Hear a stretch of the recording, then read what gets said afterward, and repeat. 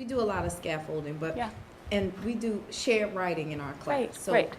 we do an argument that matters most to them, and then we put it in a way, in a whole class way, Great. so they can model it. Is that okay? Because what I find, we're not pushing to the finish anymore because of the change. Okay. However, there are some of our students that really need to just finish. Right. So is it okay that we give them a formula? We talk about of having a formula. Right, If right. you do this, it'll get you this. Yeah. Okay, you will pass. You know? Right.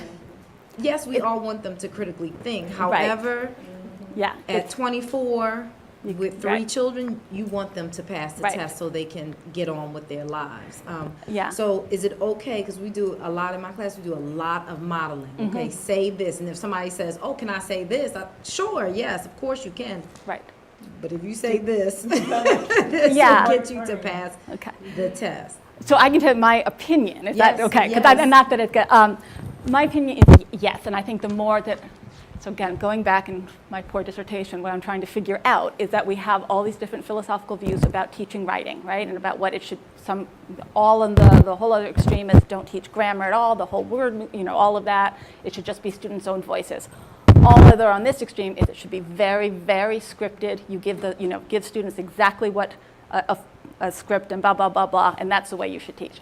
So I'm looking at what is that middle ground. Is that, so again, okay, so I'm not answering your question because I guess the bottom line is that yes, I think that is. I think that's more than okay, and I do that a lot. Though with the idea is what's the greater purpose, right? And it's a lot of those too is that the purposes are sometimes intention as they are K through 12, right? Is it really, do we want education just to be about passing a test, or is it something else? Right. But do we need to pass a test because they're gatekeepers and they go in? And also sometimes if what's tested on the test is good and what we want them to learn, then there's nothing wrong with teaching to the test, I think, again, and you'll have this whole thing. It's not just solely to the test. No, yeah. You give them supplements to say, okay, for higher order thinking and lifelong learning. Right. However, when you want them to get something, I find it varies by class sometimes. But especially with my pre-GED students, if they follow this, to me, it's easier for them to follow a model and then insert. Yes, no, very much so. And I have to remind myself, because again, when you get into the whole academic, we're like, oh, students should have their own voice and all that. But then I forget, no, they need to be really explicit models.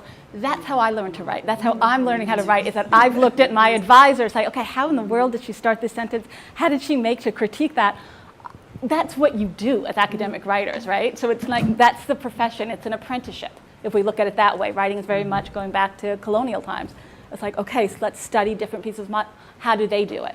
So it's that, I guess the danger would be, and that's where just too much of the strategy instruction and all that is where, for me, sometimes the danger is where it comes in, especially with adult literacy, it's not intellectually respectful. It's kind of treating them as though they don't have ideas of their own, or it's telling them what to say, and that's where I get like, ooh, but that also is kind of throwing the baby out with the bathwater too, right? Yeah, I remember in high school when our teacher, this is like freshman year, our teacher first was teaching us the 5-paragraph essay.